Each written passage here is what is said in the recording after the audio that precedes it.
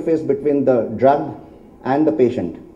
A particular label is a guarantee to the consumer. It is the only interface between a drug product and the patient. An effective communicator, reading a label, reading a leaflet, a patient can come to know what exactly is the drug about.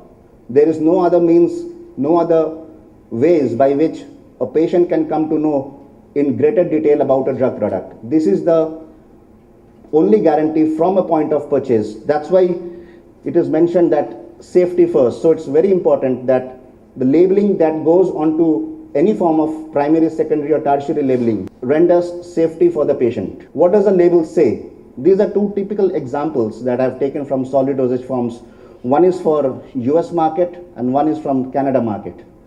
Here if you see the product, a typical label complies or adheres to all the regulatory requirements and the legal requirements also. You have the label claim, which is the composition of the drug product over here, the recommended storage condition, which is specified by the FDA as per the approval package that you receive for the drug.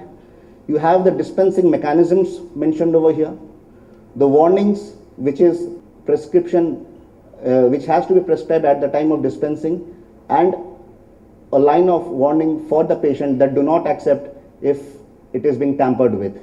Then you have the NDC number, which is mandatory for new drug component being assigned by the FDA.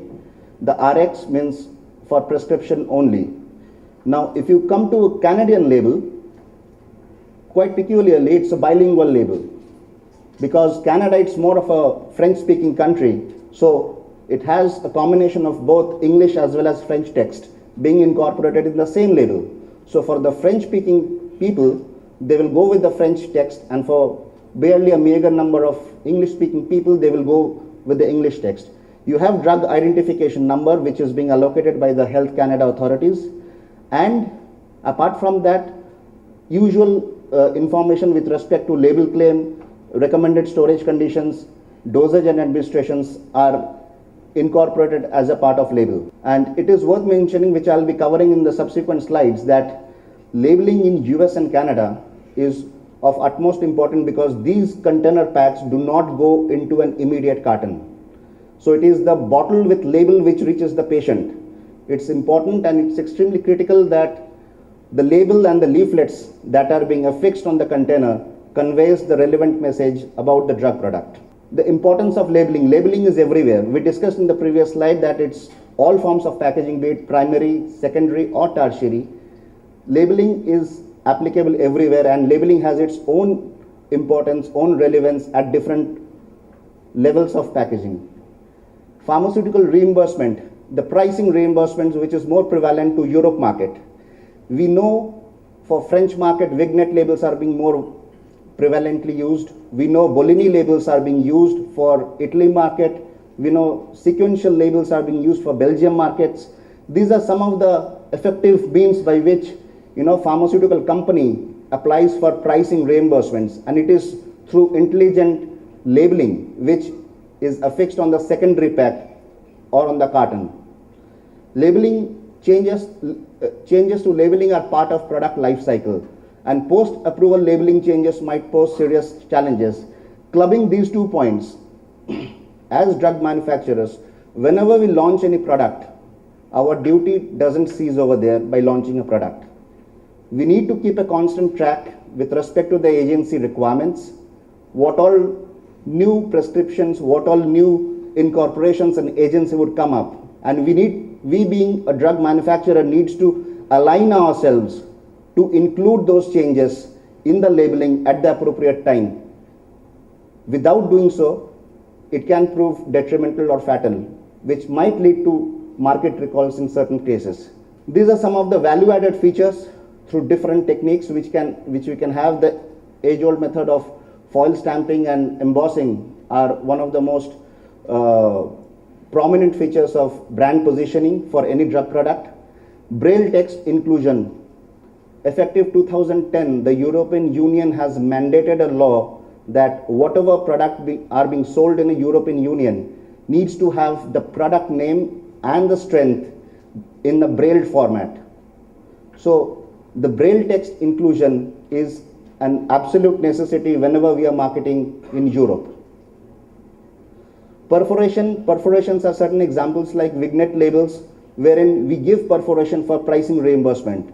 A counterpart of the label is being retained by the pharmacist, and an exact replica of the counterpart remains affixed on the carton, and piggyback it and paste it and then put it into the closure.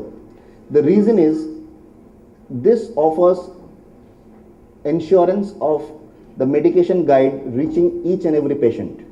Otherwise, there are instances depending upon the dosage form. Suppose I'm marketing a pack of bottle of 90s, for example, and a pharmacist in US probably has to give 30 tablets when they are dispensing it to a patient. So probably a pack of 90s would last for 3 prescriptions. So in certain cases, in the prescribing information also, the medication guide is provided in a perforated form, which is usually an extension of the prescribing information. Once your leaflet matter ends, from there onwards, the medication guide text matter runs through. And these medication guides are separable from each other by means of perforation. He is running short of the stock, he fills up the reorder form which is appearing on the top page and indents with the company that the replenishment of the medication guide has to be given. The least priority that is given. So it's important that we as manufacturers realize and understand the importance of packaging. With the amount of resources, with the amounts of revenues that we incur in developing a drug product, it's too false an economy to opt for a rather relatively cheaper packaging, which will give less of patient compliance. And the last challenge is which I would like to throw to the entire group over here, which we as end users, manufacturers face in labeling technology, the quality of the paper technology that we receive nowadays. Being in pharma sector, it's unlike FMCG, it's more of a line job printing for us, wherein we find on numerous occasions shades in the white shade of paper, which gives quite an unaesthetic look of the drug product and thereby hinders the brand image. So we need to seriously work with the paper manufacturers, like how to overcome such type of issues. This type of issues are not pertinent for FMCG or other segments, because once you have 100% color coat, undercoat at the background, that relatively masks all your surface imperfections.